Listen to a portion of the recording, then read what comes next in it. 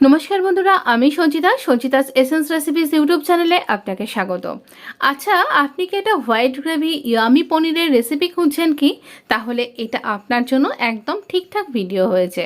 তো এই পুজোর দিনে আমরা সবাই কিন্তু একটু নিরামিষ খাই বিশেষ বিশেষ কিছু দিনে।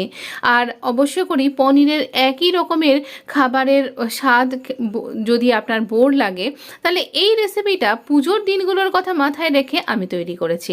অবশ্যই একবার তৈরি করতে পারেন, ভীষণ ইয়ামি। আর কতটা ইয়ামি গ্রেভিটা দেখুন, ভীষণ সুন্দর খেতে। আর অবশ্য করি এত ঘন, এত ইয়ামি টেস্টি গ্রেভিওয়ালা পনিরের রেসিপিটা আপনি নিশ্চয়ই চাইছেন। তো এই রেসিপিটা আমি ডিটেলিংয়ের সাথে আপনাকে শেয়ার করেছি, খুব তাড়াতাড়ি তৈরি হয়ে যাবে। চলুন দেখে নিই। আমি হোমমেড পনির নিয়েছি, আর এই পনিরটা যেহেতু হোমমেড বাড়িতেই তৈরি করেছি, এরকম চিজ ক্লথের কিছুটা ছাপ এর মধ্যে রয়ে গেছে। আমি না, যেহেতু আমার বাড়িতেই তৈরি পনির, আমি তাই এগুলোকে একটু ভেজে রান্নায় ব্যবহার করি, কারণ না হলে এটা একদম নরম বলে গলে যায়, একেবারে মিশে যায়, একটু পনির পাতে দেওয়ার মতন পাওয়া যায় না। তো আমি এই জন্য পনিরটাকে একটুখানি হালকা ভেজে নিই। আর এতে যে একটা স্ট্রাকচার তৈরি হয়ে যায়, একটা কোটিং লেয়ার তৈরি হয়ে যায়, তাতে না এটা আরও বেশি ইয়ামি হয়ে যায়। আপনিও যদি হোমমেড পনির ব্যবহার করছেন, তাহলে এই রকমভাবে হালকা করে একটু ভেজে নিন, তাহলে কিন্তু খুব ভালো লাগবে। এখানে দেখুন, আমি একটা মশলা তৈরি করব। পোস্ত নিয়েছি, চারমগজ নিয়েছি, দারচিনির গুঁড়ো, কিছুটা এলাচের গুঁড়ো। এলাচটাকে আগেই গুঁড়ো করে রেখে দিই আমি, সাধারণত পায়েস বা এরকম কিছু ডেজার্টে ব্যবহার করার জন্য।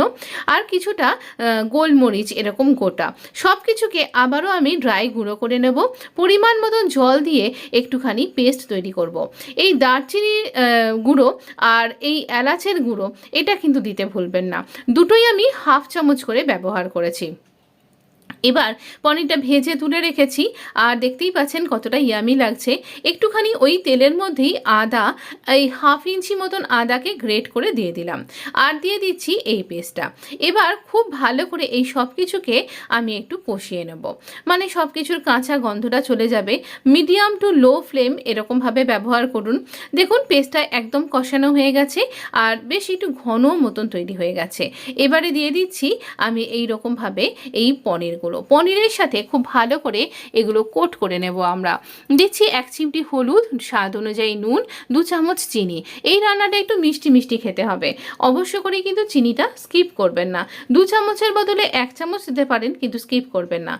মালাই নিয়েছি, দুধটা জাল দেবার পরে যে মালাইটা থাকে, তার সাথে 1 হাতা মতন দুধ। তো এই মালাই শুধু দুধটা আমি এখানে অ্যাড করে দিলাম, সমস্ত কষানো হয়ে গেলে পারে। আর এবার কি, এবারে যখন ফুটে উঠেছে তখন একটু কাঁচা লঙ্কা দিয়ে দিচ্ছি।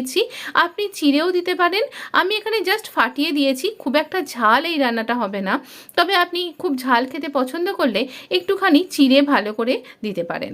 তবে এই রান্নাটা একটু মিষ্টি মিষ্টি হবে, আর খেতে খুব ইয়ামি হয়। দেখুন আমার ঝোলটা রেডি হয়ে গেছে। আমি গ্যাসটা অফ করে দেবার আগে একটুখানি গরম মশলা মিশিয়ে দিলাম। তো এই রান্নাটা কিন্তু এই দুর্গা পুজোয় বা গণেশ পুজোয় মাস্টই মাস্ট। দেখুন আমার রান্না একদম রেডি, আমি এটা অফ করে দিয়েছি। চলুন আপনাকে পরিবেশন করে দেখাই। ভিডিওটাতে কিন্তু লাইক দিতে ভুলবেন না। এই রান্নাটা যাতে আপনার বন্ধুরাও এই পুজোর দিন কটাতে এনজয় করতে পারেন, তাই জন্য আপনার আত্মীয় বন্ধুদের মধ্যে এই রান্নাটা শেয়ার করতে কিন্তু ভুলবেন না। আর অবশ্য করেই আমাকে সাপোর্ট করার জন্য, আমার চ্যানেলটা সাপোর্ট করার জন্য অবশ্য করেই কিন্তু এই ভিডিওটা এবং আমার চ্যানেলটাকে অবশ্য করেই আপনি শেয়ার করতেও ভুলবেন না, ভিডিওটাতে লাইক করতে ভুলবেন না, চ্যানেলটা সাবস্ক্রাইব করে নোটিফিকেশান বেলটা অন করে দিন। আরও অনেক নিত্য নতুন রান্নার ভিডিও আসছে বিভিন্ন মিষ্টির ভিডিও, তাই অবশ্য করে এখনই সাবস্ক্রিপশান অন করে নোটিফিকেশানটা অন করে দিন। আপনার কাছে খুব তাড়াতাড়ি চলে আসবে, একদম প্রথমেই আপনি পেয়ে যাবেন আমার ভিডিওটা। তো দেখতেই পাচ্ছেন কত সুন্দর ইয়ামি। গরম গরম ফুলকো লুচির সাথে কিংবা লাচ্ছা পরোটার সাথেও কিন্তু খুব ভালো লাগবে। আর আপনি যদি লুচি রুটি এরকম না খান পরোটা, তাহলে একদম তন্দুরি রুটি বা তাওয়া রুটির সাথেও কিন্তু জমে যাবে। একদম জিরা রাইসের সাথেও অনবদ্য লাগবে। কবে ট্রাই করছেন আমাকে জানাতে ভুলবেন না। আপনি খুব ভালো থাকুন, হেলদি থাকুন, আর এই রকম হেলদি রেসিপি ট্রাই করতেই থাকুন। ধন্যবাদ বন্ধু, আপনার সাথে দেখা হবে নেক্সট